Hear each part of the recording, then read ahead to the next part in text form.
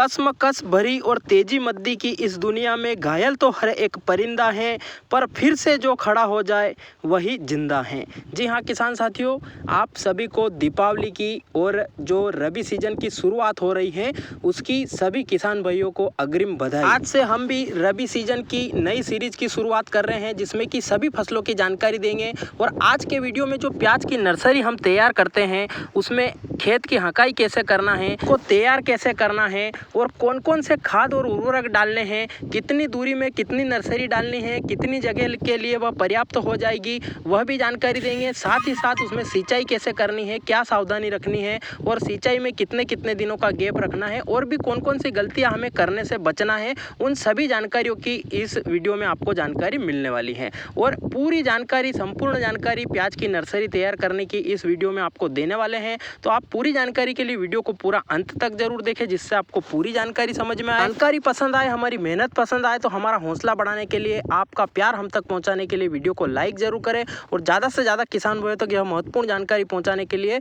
जो वीडियो को शेयर जरूर करें ज़्यादा से ज़्यादा किसान भाइयों तक, ताकि वह भी इस जानकारी का लाभ लेकर हमारी मेहनत को सफल बना सकें। और खेती से संबंधित, मंडी भाव से संबंधित और किसानों से जुड़े मुद्दे की हर एक जानकारी को जल्दी से जल्दी प्राप्त करने के लिए चैनल को लाल बटन दबाकर सब्सक्राइब करें और पास में लगा घंटी का बटन भी जरूर दबा दें, जिससे कि हम जो भी जानकारी के वीडियो डालेंगे वह आप तक बिना देरी के जल्दी से जल्दी पहुंच जाएंगे। तो आइए जानकारी शुरू करते हैं। जानकारी लेकर हाजिर हूं मैं आपका दोस्त नरेंद्र पोरवाल, आपके अपने यूट्यूब चैनल देश की शान हमारे किसान में आपका एक बार फिर से बहुत बहुत स्वागत करता हूं। किसान साथियों, प्याज नर्सरी के लिए सबसे पहले बीज की आवश्यकता होती है, जिसकी जानकारी अभी हमने समय समय पर आपको दी है। अगर आपने नहीं देखी है तो डिस्क्रिप्शन बॉक्स में या चैनल पर जाकर आप जो है पूरी जानकारी देख सकते हो कि आपका बीज का चयन आपको कैसे करना है, बीज की कौन कौन सी वेराइटियां होती हैं, उनमें से आपको कौन सी वेराइटी रबी के लिए चयन करनी है। साथ ही साथ उनको खरीदने के बाद में आपको उनका अंकुरण परीक्षण कैसे करना है उसकी जानकारी भी इस महत्वपूर्ण वीडियो के माध्यम से आपको मिल चुकी होगी, जिसकी जानकारी हमने डिस्क्रिप्शन बॉक्स में दे रखी है, वहां पर आप जाकर देख सकते हो या चैनल पर जाकर देख सकते हो। बीज को खरीदने के बाद में, उसका अंकुरण परीक्षण करने के बाद में अब खेत को में कैसे डालना है, पूरी तैयारी कैसे करनी है, आइए पूरी विस्तार से जानते हैं। किसान साथियों, सर्वप्रथम आपको जो आपने खरीफ फसल ली है उस खेत को आपको पूरी तरह से अच्छे से हकाई करनी है और बारिश की वजह से जो नमी खेत में उपलब्ध है उसे पूरी तरह से सुखाना है। नमी सुखाने से क्या होता है किसान भाइयों कि खेत में जो बैक्टीरिया पनप रहे होते हैं, जो फंगस पूरी बारिश में खेत में पनप रही होती है,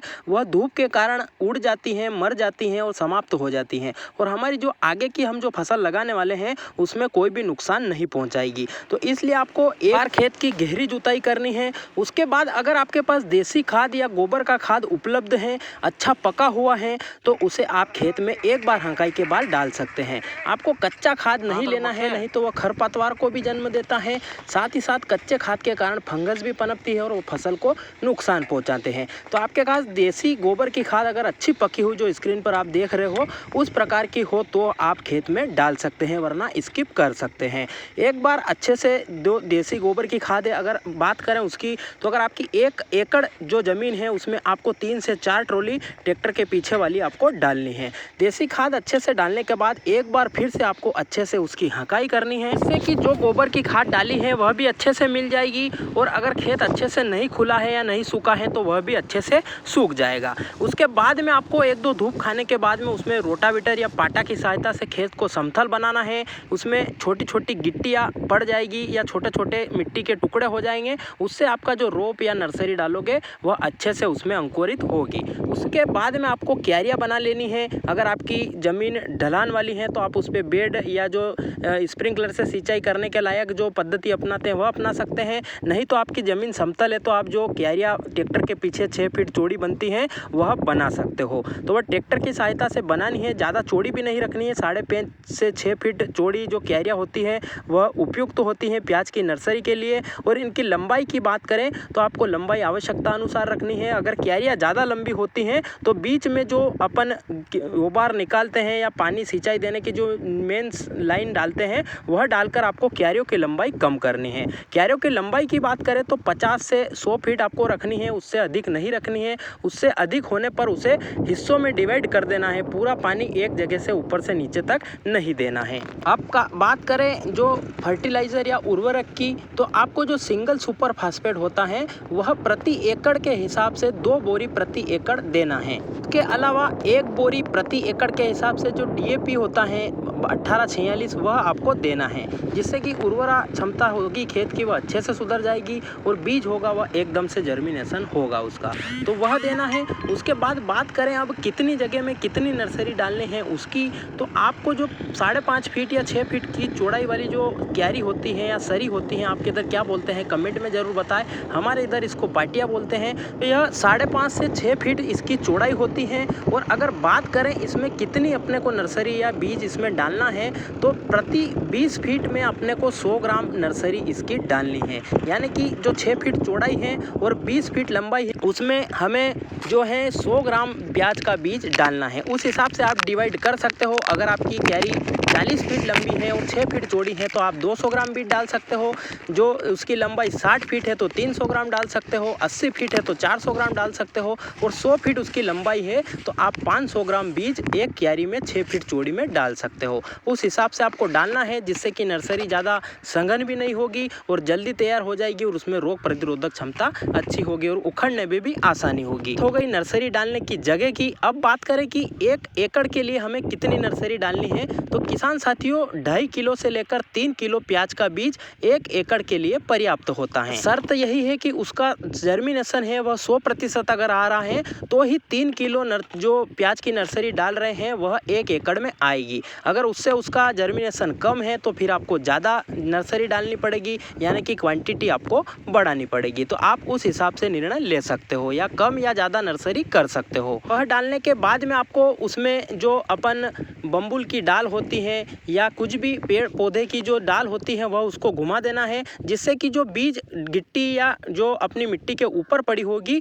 वह उथल पुथल होकर नीचे ज़मीन में मिल जाएगी, जिससे कि पानी जब बहेगा तो उस पानी के साथ में वह बहेगा नहीं या ऊपर नहीं रहेगा, जिसके कारण कि वह उसमें गीला होकर सूखने की समस्या नहीं आएगी और वह मिट्टी में अच्छे से मिल जाएगा। उसके बाद में आपको सिंचाई करनी है। सिंचाई में यही सावधानी रखनी है कि आपको 2 से 3 क्यारियों में पानी को डिवाइड करके देना है, जिससे कि नर्सरी आपकी कटेगी नहीं। क्यारी जिस जमीन में आप पानी दे रहे हो वह समतल भरा कर चलेगा, जिससे कि पूरी क्यारी नमी हो जाएगी और उसमें गीलापन हो जाएगा और वह नर्सरी की जो मिट्टी है वह धुल कर नीचे नहीं जाएगी। तो उसके लिए आपको कम कम मात्रा में पानी देना है, जैसा कि आप विजुअल में देख रहे हो उस हिसाब से आपको कम कम मात्रा में पानी देते रहना है। उसके बाद में दूसरी सिंचाई जब करनी है तो वह 2 से 3 दिन अंतर रखने के बाद करनी है, जब मिट्टी में पतली पतली स्क्रैच या दरारें पड़ने लगे, बिल्कुल ही बाल के आकार की हो इतनी दरारें दिखने लगे और आपको 3 से 4 दिन में, या आपकी मिट्टी भुरभुरी है तो 2 से 3 दिन में ही आपको दूसरी सिंचाई कर देनी है। दूसरी सिंचाई में भी आपको एक साथ पानी नहीं देना है, तब भी हमें 2-2 क्यारियों में करके देना है और कहीं सूखा रहता है तो टाट डालकर पूरे क्यारे में पानी को हमें फैलाना है। कुछ किसान भाई बोलेंगे कि बीज उपचार की जानकारी नहीं दी, तो किसान साथियों बीज उपचार, बीज जो प्याज का होता है उसमें कंपनियां ऑलरेडी करके देती हैं और उसमें काफ़ी ज़्यादा सावधानी रखनी पड़ती है। अगर हम घर पर प्याज का बीज उपचारित करते हैं और कम ज़्यादा मात्रा उसकी डल जाती है तो उसमें जर्मिनेशन में प्रॉब्लम आती है। यह हमारे साथ और बहुत सारे किसान भाइयों के साथ पिछले कुछ सालों में होता रहा है। तो इसलिए उसमें अगर हम सावधानी रख पाते हैं तो ही हम अच्छा सा फंगीसाइड और इंसेक्टिसाइड लेकर उपचारित करना है। और आपके यहाँ पर कोई फंगस की ज़्यादा दिक्कत नहीं होती है तो फिर हम खड़ी फसल में स्प्रे कर सकते हैं और हमारी फसल को फंगस से बचा सकते हैं। कोई भी उपचार करने की ऐसी विशेष जरूरत प्याज के बीज में नहीं पड़ती है। वहाँ पर ज़्यादा ही समस्या देखने को मिलती है। वहाँ पर किसान भाई जो साफ पाउडर होता है उससे, और बहुत सारे फंगीसाइड है जो अपने यहाँ पर अच्छा उपलब्ध हो, वह दुकानदार की सलाह के अनुसार उतनी ही पर्याप्त जो मात्रा होती है उससे न तो कम लेना है न उससे ज़्यादा लेना है, और उस प्रकार से आपको बीज का उपचार करना है। और बाकी आप बीज उपचार को स्किप भी करते हो तो कोई दिक्कत नहीं है, ज़्यादा कोई भी विशेष प्रॉब्लम आने वाली नहीं है। और आप पैकेट का अगर बीज ला रहे हो तो उसमें बीज का उपचार करा हुआ आता है। तो किसान साथियों यह थी प्याज की नर्सरी की जो खेत तैयारी और बीज डालने और सिंचाई करने से संबंधित संपूर्ण जानकारियाँ। आगे भी अब इसमें क्या क्या करना है, कब फंगीसाइड का स्प्रे करना है, कब और कौन से खरपतवार नाशक का स्प्रे करना है, कौन से इंसेक्टिसाइड का स्प्रे करना है, आगे सिंचाई का शेड्यूल क्या रखना है, वह जानकारी के साथ साथ जल्दी कैसे तैयार करना है नर्सरी को, उसमें कौन सा टॉनिक डालना है, वह सभी जानकारी लेकर हम आगे भी हाजिर रहेंगे। तो आप चैनल को सब्सक्राइब करके रख लें, जिससे कि आप पर जानकारियाँ जल्दी से जल्दी पहुँच जाएगी। और वीडियो को लाइक करें, शेयर करें, और चैनल पर और भी कई सारी जानकारी के वीडियो डाल रखे हैं, वह भी जाकर देखें, उन्हें भी लाइक करें, शेयर करें और चैनल को सब्सक्राइब जरूर करें। आपके कोई सवाल या सुझाव इस जानकारी के बारे में या अन्य किसी जानकारी के बारे में हो तो वह भी कमेंट जरूर करें, जिससे हम आपके सवालों के जवाब भी देंगे। आपके कुछ सुझाव होंगे तो वह भी ज़्यादा से ज़्यादा किसान भाइयों तक पहुंचाने का प्रयास करेंगे। कुछ जानकारियां छूट गई हो तो वह भी आप कमेंट कर सकते हो कि उन जानकारियों को भी हम अगले वीडियो में कवर करेंगे। आपको जानकारी कैसी लगी वह भी कमेंट में जरूर बताएं। अगर वीडियो को आपने पूरा अंत तक देखा है तो जय हिंद कमेंट जरूर करें, जिससे हमें पता चल सके कि कौन कौन किसान भाई हमारी जानकारी को पूरा अंत तक देखते हैं। और अगला वीडियो कौन से टॉपिक पर बनाना है वह भी कमेंट जरूर करें, जिससे हम उस पर जल्दी से जल्दी वीडियो की जानकारी लेकर आएंगे। तो किसान साथियों, यह थी पूरी जानकारी। आपको कैसी लगी कमेंट में जरूर बताएं। और आपने नर्सरी को कब डाला, कैसे डाला, और उसमें कौन कौन सी अलग गतिविधियां जो हमने बताई है उससे की है, वह भी कमेंट में आप बता सकते हो। फिर मिलते हैं नई जानकारी के साथ नए वीडियो में। तब तक के लिए जय हिंद, जय भारत, वंदे मातरम।